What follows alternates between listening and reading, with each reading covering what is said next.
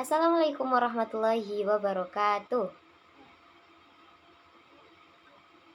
Oke, sebelum kita memulai pelajaran, monggo ketua kelas untuk memimpin doa terlebih dahulu. Berdoa mulai. Berdoa selesai. Oke, di absen dulu ya. Mbak Linda Yuliana, Mbak Putri Solihatin, Mbak Hikmah Aulia, Mbak Putri Wahyuni, Mbak Salsa Putri Anggraini, Mbak Lulu Nihaya Febrianti, Mbak Muflihatul. Oke, hadir semua ya. Gimana, sudah pada sarapan hari ini?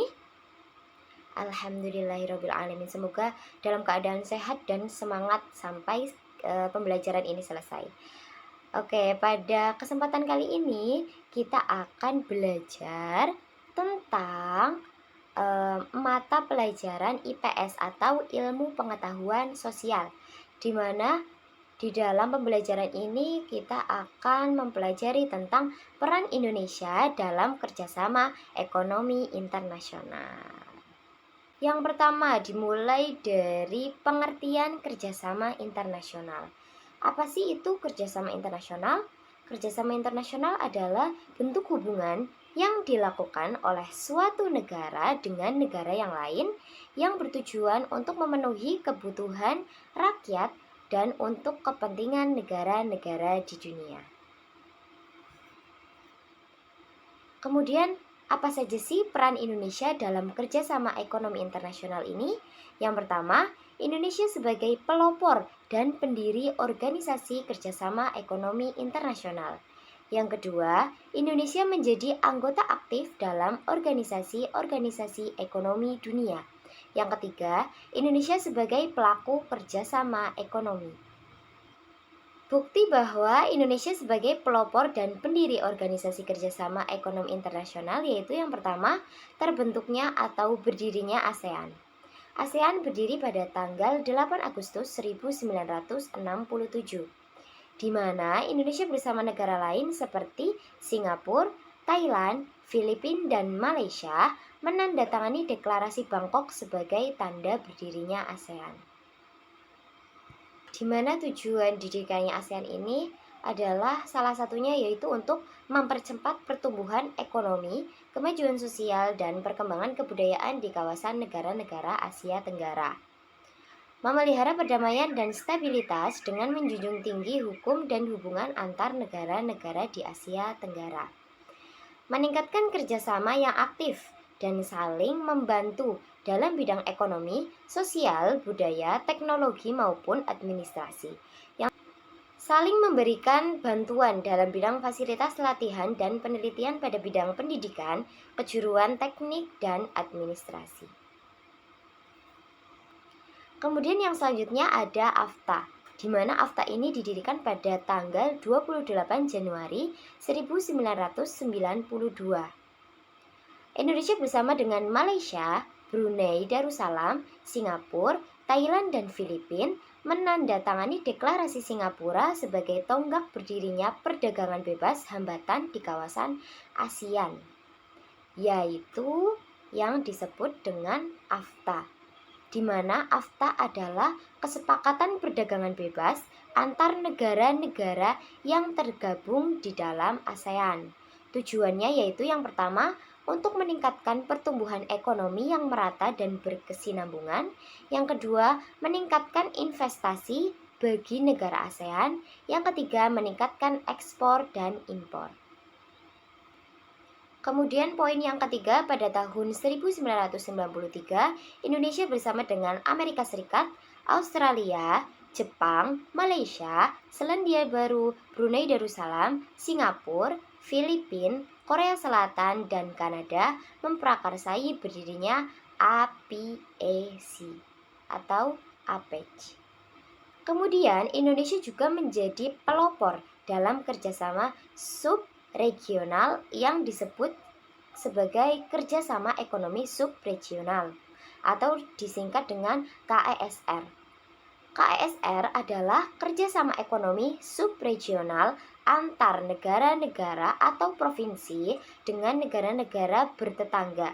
Contohnya yaitu Indonesia dengan Malaysia, Indonesia, Malaysia, dan Thailand. Kemudian ada Indonesia, Malaysia, Singapura. Ada juga Brunei dengan Filipina. Ada juga Australia, Indonesia Development Area atau disingkat AIDA. Kemudian poin yang kedua, Indonesia menjadi anggota yang aktif dalam organisasi-organisasi ekonomi dunia.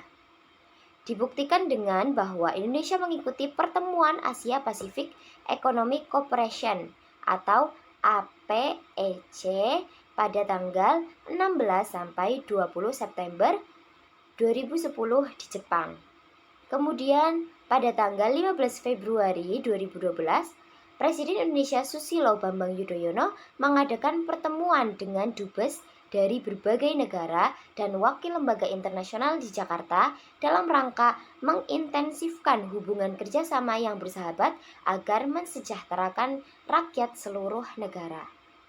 Kemudian yang ketiga, Indonesia mengikuti ASEAN Summit setiap tahunnya. Kemudian Indonesia juga mengikut sertakan menteri dan pejabat setingkat menteri dalam berbagai pertemuan konferensi kerjasama ekonomi antar negara. Dan yang terakhir, Indonesia menyelenggarakan pertemuan-pertemuan menteri perdagangan antar negara. Kemudian pada poin yang ketiga yaitu Indonesia sebagai pelaku kerjasama ekonomi dibuktikan dengan aktifnya Indonesia dalam kegiatan ekspor maupun impor. Indonesia telah melakukan kegiatan ekspor dan impor barang dagangan dari dan ke luar negeri sebelum tahun 1987. Ekspor Indonesia didominasi oleh minyak bumi dan gas atau migas. Sejak tahun 1987, ekspor Indonesia mulai didominasi oleh non-migas. Ya, sampai sini ada pertanyaan dari anak-anak? Oke, tidak ada ya. Nah, sekarang Bu Guru akan memberikan lembar kerja kepada kalian semua. Yaitu yang pertama adalah anak-anak disuruh untuk mengerjakan lembar kerja ini. Kemudian ketika sudah selesai, boleh langsung dikumpulkan. Jangan lupa lembar kerjanya dinamai. Ibu bacakan satu persatu soalnya. Yang pertama yaitu, jelaskan pengertian kerjasama internasional. Yang kedua, sebutkan peran Indonesia dalam kerjasama ekonomi internasional. Yang ketiga, Indonesia berperan sebagai pendiri beberapa organisasi kerjasama ekonomi antar negara. Maka Bu Guru minta kalian menyebutkan 2 organisasi dan perdagangan antar negara tersebut. Yang ketiga, sebutkan 2 kegiatan yang pernah diikuti Indonesia sebagai anggota yang aktif dalam organisasi kerjasama ekonomi antar negara. Yang ketiga, Indonesia mendominasi ekspor non-migas pada tahun. Nah, ini semua sudah kita bahas tadi. Maka jawabannya sudah pasti dan jelas ada. Selamat mengerjakan.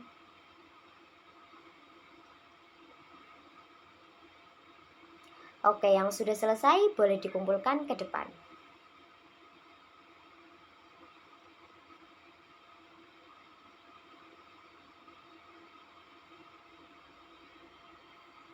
Oke, sudah selesai semua ya anak-anak. Kita lanjut ke kesimpulan. Jadi kesimpulan pembelajaran kita pada hari ini adalah pada tema peran Indonesia dalam kerjasama ekonomi internasional. Yaitu yang pertama, ada 3 poin ya. Yang pertama, Indonesia sebagai pelopor dan pendiri organisasi kerjasama ekonomi internasional. Yang kedua, Indonesia menjadi anggota yang aktif dalam organisasi-organisasi ekonomi dunia. Iya, pintar. Yang ketiga, Indonesia sebagai pelaku kerjasama ekonomi. Ada pertanyaan? Oke, jika tidak ada, maka akan Bu Guru akhiri pertemuan kita pada pagi hari ini. Untuk tugas di rumah, anak-anak mengerjakan uji kompetensi 1. Oke, sekian dari Bu Guru. Apabila ada salah-salah kata, Bu Guru minta maaf. Wassalamualaikum warahmatullahi wabarakatuh.